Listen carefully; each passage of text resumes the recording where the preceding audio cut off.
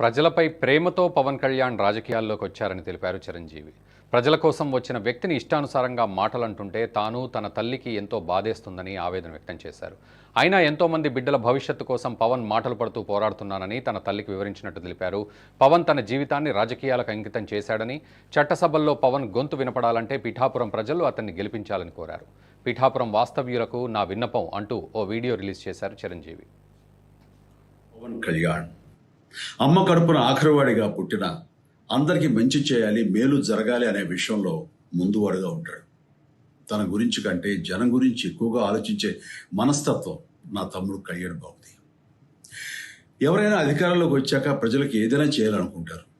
కానీ కళ్యాణ్ తన సొంత సంపాదనని కౌలు రైతులు కన్నీళ్లు తుడిచేందుకు ఖర్చు పెట్టడం, సరిహద్దు దగ్గర ప్రాణాలొడ్డి పోరాడే జవాన్ కోసం పెద్ద మొత్తం అందివ్వటం, అలాగే మత్స్యకారులు ఇంకా ఎందరికో తాను చేసిన సహాయం చూస్తుంటే ఇలాంటి నాయకుడు కదా జనాలకు కావాల్సింది అనిపిస్తుంది. ఒక రకంగా చెప్పాలంటే సినిమాలోకి తను బలవంతంగా వచ్చాడు, రాజకీయాల్లో మాత్రం ఇష్టంతోనే వచ్చాడు. ఏ తల్లికైనా తన కొడుకు కష్టపడుతుంటే గుండె తరుక్కుపోతుంది. అలాగే ఏ అన్నకైనా తన తమ్ముడు అనవసరంగా మాటలు పడుతుంటే బాధేస్తుంది. అలా బాధపడుతున్న నా తల్లికి ఈ అన్నయ్యగా ఒక మాట చెప్పాను. నీ కొడుకు ఎంతో మంది తల్లుల కోసం, వాళ్ళ బిడ్డల భవిష్యత్తు కోసం చేసే యుద్ధం అమ్మా ఇది. మన బాధ కంటే అది ఎంతో గొప్పది అన్నాను. అన్యాయాన్ని ఎదిరించకుండా మౌనంగా ఉండే మంచివాళ్ల వల్లనే ప్రజాస్వామ్యం మరింత నష్టం అని నమ్మి జనం కోసం జన సైనికుడయ్యాడు.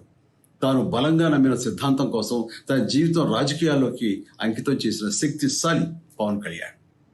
ప్రజల కోసం, రాష్ట్ర భవిష్యత్తు కోసం ఆ శక్తిని వినియోగించాలి అంటే చట్టసభలో అతని గొంతు మనం వినాలి.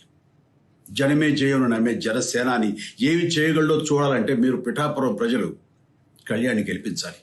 మీకు సేవకుడుగా, సైనికుడుగా అండగా నిలబడతాడు. మీకోసం ఏమైనా సరే కలబడతాడు, మీ కళ నిజం చేస్తాడు. పిఠాపురం వాస్తవ్యులకు మీ చిరంజీవి విన్నపం, గాజు గ్లాసు గుర్తుకి మీ ఓటు వేసి పవన్ కళ్యాణ్ని గెలిపించండి. జగన్ రాక్షస పాలనను రాష్ట్రం నుంచి